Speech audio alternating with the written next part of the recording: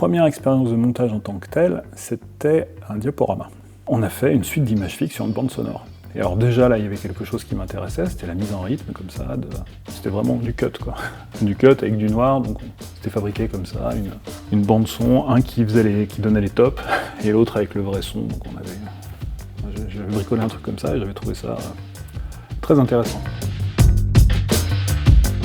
Le plus marquant, c'était un documentaire que j'avais fait avec un réalisateur qui s'appelle Camille Merija sur un groupe assez connu qui s'appelle Dubbing.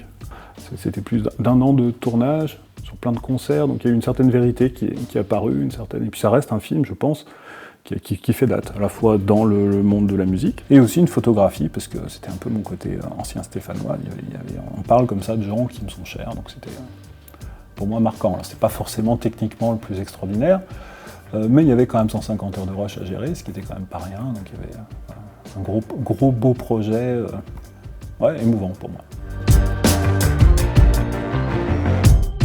Alors plus tout, je crois que c'est Shining. Shining que j'ai vu en boucle. J'adore sa bande son, elle est vraiment... j'adore son rythme, j'adore la folie du truc. C'est vraiment très mental, on comprend pas tout, et c'est ça qui est intéressant. Il y a beaucoup de place pour l'interprétation, et c'est vraiment quelque chose que j'aime beaucoup, quoi.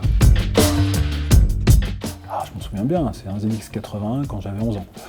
Première déception, en me disant ouais, c'est pas si facile que ça, je pensais à l'époque que l'informatique c'était ChatGPT d'aujourd'hui. J'ai eu un peu trop d'avance.